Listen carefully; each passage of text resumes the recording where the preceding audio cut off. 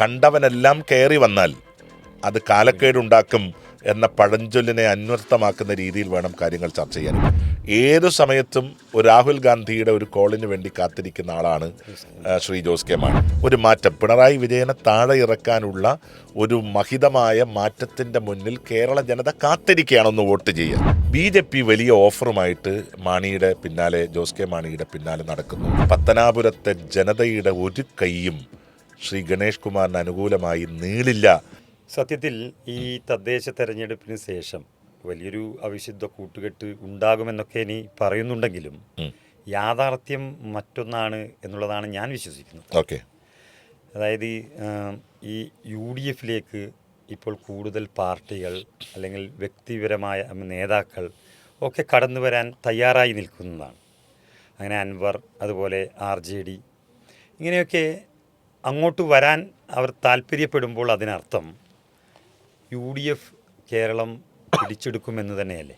അതിൻ്റെ ഏറ്റവും വലിയ സൂചനയാണ് കഴിഞ്ഞ ദിവസം നടന്ന UDF യോഗം. ആ യോഗത്തിൽ UDF ഏറ്റവും പ്രധാനപ്പെട്ട ഒരുപാട് തീരുമാനങ്ങൾ കൈക്കൊണ്ടു.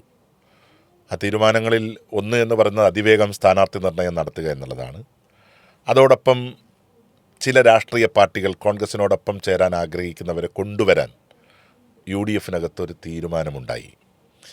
പ്രത്യേകിച്ച് ശ്രീ PV അൻവർ നിലമ്പൂർ ഉപതെരഞ്ഞെടുപ്പിനെ തുടർന്ന് കേരളത്തിലെ ഏറ്റവും പ്രധാനപ്പെട്ട ഒരു വാർത്താ വ്യക്തിയായി കേരളത്തിലെ മാധ്യമങ്ങളിലാകെ നിറഞ്ഞു നിന്ന ആളാണ് PV അൻവർ. PV അൻവർ ഒരു ഘട്ടത്തിൽ ആവശ്യത്തിലധികം പ്രതികരണം നടത്തിയതിൻ്റെ പേരിലാണ് അദ്ദേഹത്തിന് ആ ഘട്ടത്തിൽ പുറത്ത് നിൽക്കേണ്ടി വന്നത്. പക്ഷേ അപ്പോഴും അദ്ദേഹം ഉഴുതും മറിച്ചിട്ട ഒരു മണ്ണാണ് നിലമ്പൂരെന്നും ഒരു ഉപതെരഞ്ഞെടുപ്പിൽ സ്വാഭാവികമായിട്ടും ഇത്രയും വലിയ പോരാട്ടം UDFന് നടത്താൻ സാധിക്കുമെങ്കിലും ലോങ് ടേമിൽ PV അൻവറിൻ്റെ വരവ് മറ്റു ചില മണ്ഡലങ്ങളിൽ കൂടി UDFൻ്റെ വിജയം ഉറപ്പിക്കാൻ പറ്റുന്ന ഒരു ചെറിയ കരുത്താണെന്നും UDF തിരിച്ചറിഞ്ഞതിൻ്റെ അടിസ്ഥാനത്തിലാണ് ഇപ്പോൾ അസോസിയേറ്റ് മെമ്പർ എന്നുള്ള രീതിയിൽ PV അൻവറിനെയും അദ്ദേഹത്തിൻ്റെ പാർട്ടി ഏതാണെങ്കിലും ആ പാർട്ടിയെയും UDFലേക്ക് കൊണ്ടുവരാൻ തീരുമാനിച്ചിരിക്കുന്നത്. മുത്തങ്ങ സമരം പവി ഓർമ്മിക്കുന്നുണ്ടാകും. ആ മുത്തങ്ങ സമര കാലഘട്ടത്തിൽ, അതുപോലെ തന്നെ ശ്രീ K സുധാകരൻ വനം വകുപ്പ് മന്ത്രിയായിരുന്ന സമയത്തെല്ലാം വലിയ തലവേദന UDFന് സൃഷ്ടിച്ച ഒരു വനിതാ ദളിത് നേതാവായിരുന്നു ശ്രീമതി CK ജാനു. അപ്പോൾ അവരുമായിട്ട് സന്ധി ചെയ്യാൻ പലപ്പോഴും UDFന് സാധിച്ചില്ല. ആ ഒരു ഘട്ടത്തിലാണ് അവർ BJPയുടെ ഒരു കക്ഷിയായിട്ട്, NDAയുടെ ഒരു കക്ഷിയായിട്ട് രംഗപ്രവേശം ചെയ്തത്. പക്ഷേ നമ്മൾ ഓർമ്മിക്കേണ്ടത്, ചില കാലങ്ങളിൽ രാഷ്ട്രീയത്തിൽ ശത്രുക്കളും ബന്ധുക്കളും സ്ഥിരമില്ല എന്ന് പറയുന്നത് പോലെ നിലപാടുകളിൽ മാറ്റം വരുത്തുന്നതിനനുസരിച്ചിട്ട് പല മാറ്റങ്ങളും കേരളത്തിൽ പല രാഷ്ട്രീയ പാർട്ടികളിലും സംഭവിച്ചിട്ടുണ്ട്. പ്രത്യേകിച്ചിട്ട് ജനതാദൾ പാർട്ടികൾ, അതുപോലെ തന്നെ കേരള കോൺഗ്രസ് പാർട്ടികൾ. ഇവിടെ ജാനുവിൻ്റെ എല്ലാ തെറ്റുകളും സമ്മതിച്ചുകൊണ്ട് BJPയുമായുള്ള ബന്ധം അവസാനിച്ച് തങ്ങളുടെ വിഭാഗത്തിൽപ്പെട്ട ആളുകൾക്ക് സുരക്ഷ നൽകാനും കഴിയുന്ന മുന്നണി UDF ആണെന്ന് തിരിച്ചറിഞ്ഞതിൻ്റെ അടിസ്ഥാനത്തിൽ അവരെയും ഒരു അസോസിയേറ്റ് മെമ്പറായി സ്വീകരിക്കാൻ കേരളത്തിലെ കോൺഗ്രസ് പാർട്ടിയും UDFും തയ്യാറായി. അതുപോലെ തന്നെ നമുക്കറിയാം ശ്രീമതി രമയുടെ നേതൃത്വത്തിലുള്ള RMPയെയും നമ്മൾ ആ ഒരു അസോസിയേറ്റ് മെമ്പർ എന്നുള്ള രീതിയിൽ തന്നെയാണ് UDFലേക്ക് സ്വീകരിച്ചിട്ടുള്ളത്. അപ്പോൾ UDF വിപുലപ്പെടുകയാണ്. അഡ്വക്കേറ്റ് സണ്ണി ജോസഫ്, കേരള പ്രദേശ് കോൺഗ്രസ് കമ്മിറ്റിയുടെ പ്രസിഡന്റ്, ശ്രീ VD സതീശൻ, പ്രതിപക്ഷ നേതാവ്, ശ്രീ KC വേണുഗോപാൽ, സംഘടനാ ചുമതലയുള്ള അഖിലേന്ത്യാ ജനറൽ സെക്രട്ടറി ഉൾപ്പെടെയുള്ള നേതാക്കന്മാർ തുടർച്ചയായി പറഞ്ഞ രണ്ട് കാര്യങ്ങൾ. ഒന്ന്, ജനകീയ അടിത്തറ വിപുലപ്പെടുത്തും എന്നാണ്. ഈ കഴിഞ്ഞ പഞ്ചായത്ത് തെരഞ്ഞെടുപ്പിൽ കേരളത്തിൽ നമ്മൾ കണ്ടിരിക്കുന്നത് UDFൻ്റെ ജനകീയ അടിത്തറ അതിശക്തമായി വിപുലപ്പെട്ടിരിക്കുന്നു എന്നുള്ളതാണ്. ഇനി ജനകീയ അടിത്തറ വിപുലപ്പെട്ട ഒരു സ്ഥിതിക്ക് ഇനി രാഷ്ട്രീയ അടിത്തറയും കൂടി, അല്ലെങ്കിൽ മുന്നണി സംവിധാനം കൂടി വിപുലപ്പെടുത്തുക എന്നുള്ളതാണ്. ഇപ്പം ഞാൻ മനസ്സിലാക്കുന്നത് RJDയുടെ നേതാക്കളും കേരളത്തിലെ പ്രമുഖനായിട്ടുള്ള ഒരു കോൺഗ്രസ് നേതാവുമായി ചർച്ച നടത്തിയിരിക്കുന്നു. അതുപോലെ മറുഭാഗത്ത് നിൽക്കുന്ന ഒരേ ഒരു പാർട്ടി എന്ന് പറയുന്നത് കേരള കോൺഗ്രസ് M മാത്രമാണ്.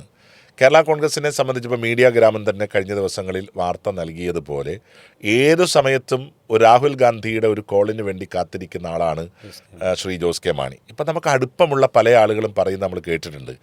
കേരളത്തിൽ നിന്ന് അദ്ദേഹത്തിന് ഒരുപാട് പെയിൻ അനുഭവിക്കേണ്ടി വന്നിട്ടുണ്ട്, UDF നിന്നും വിശിഷ്യ കോൺഗ്രസിൽ നിന്ന്.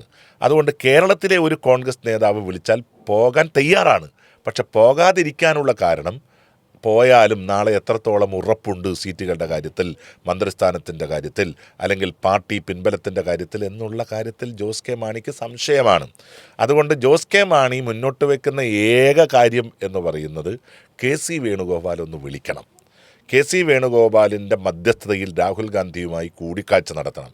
രാഹുൽ ഗാന്ധിയുടെ നേരിട്ടുള്ള ഡയറക്ഷൻ്റെ അടിസ്ഥാനത്തിൽ വേണം UDF കടന്നു വരാൻ എന്നത് മാത്രമാണ് the one and only close എന്ന് പറയുന്നത്. ആ ഒരു ഗ്യാരണ്ടി, ആ ഗ്യാരണ്ടിക്ക് വേണ്ടിയാണ് ശ്രീ ജോസ് കെ മാണി കാത്തിരിക്കുന്നത്. പക്ഷെ നിർഭാഗ്യവശാൽ നമ്മൾ കാണുന്നത് അദ്ദേഹത്തിൻ്റെ കാലിനടിയിലെ മണ്ണ് ഒലിച്ചു പോകുന്നതാണ്.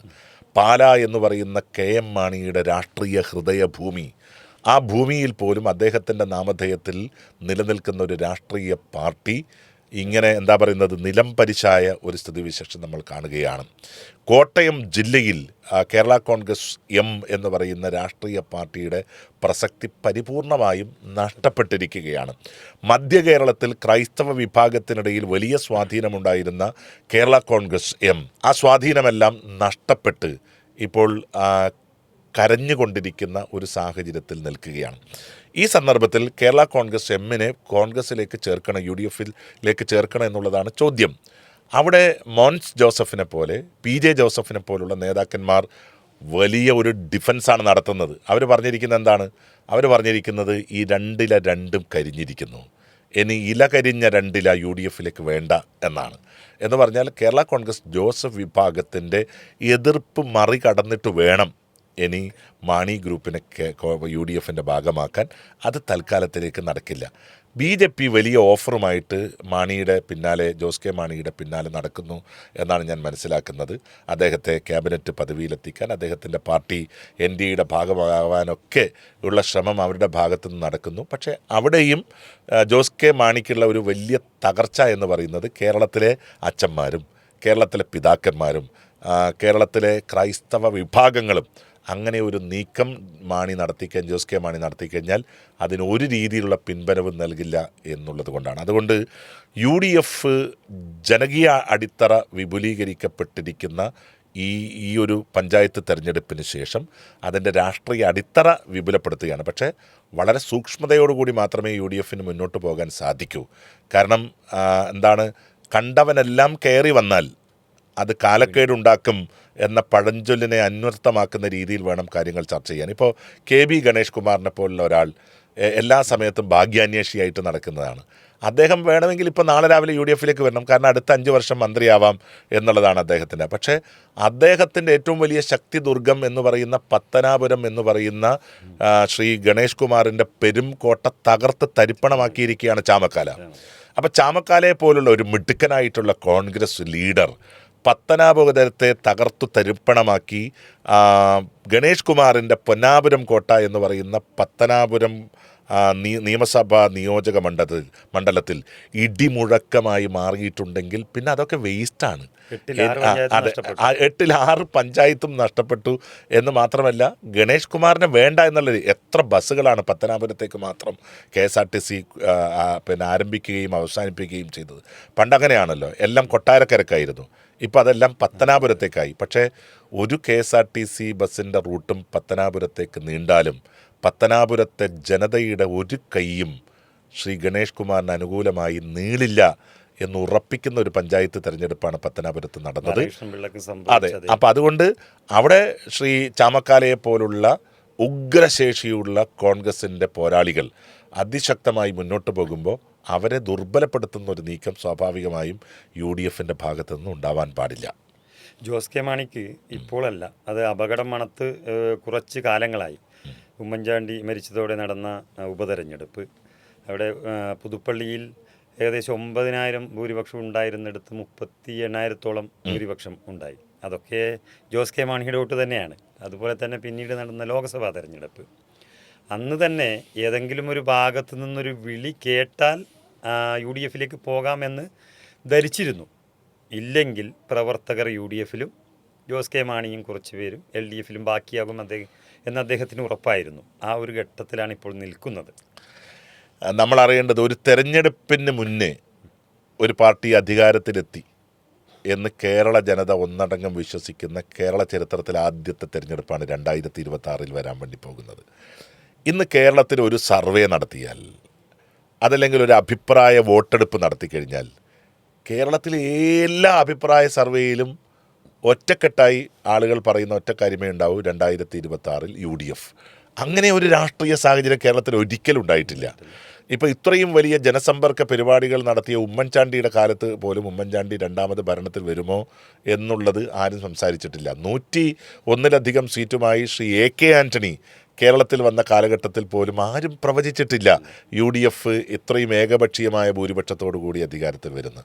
പക്ഷേ ഇവിടെ നമ്മൾ കാണുന്ന ഒരു വലിയ കരിസ്മാറ്റിക് ആയിട്ടുള്ള പൊളിറ്റിക്കൽ ചേഞ്ച് എന്ന് പറയുന്നത് 2010 ശേഷം ഒരു പഞ്ചായത്ത് തെരഞ്ഞെടുപ്പിൽ, ത്രിതല പഞ്ചായത്ത് തെരഞ്ഞെടുപ്പിൽ ഇത്രയും വലിയ തോതിൽ വാർഡ് വിഭജനങ്ങൾ വെട്ടിമുറിച്ച് മാറ്റി CPM അനുകൂലമായി വാർഡ് വിഭജനം നടത്തിയതിന് ശേഷവും ഇത്രയും വലിയ ഒരു ഭൂരിപക്ഷം UDF നേടിയത് ചരിത്രത്തിലാദ്യമായിട്ടാണ്. എനിക്ക് തോന്നുന്നു ഒരു പക്ഷേ UDF പോലും വിചാരിക്കാത്ത രീതിയിലുള്ള ഒരു വിപ്ലവാത്മകമായ പരിവർത്തനമാണ് ഈ റിസൾട്ടിനുണ്ടായത്.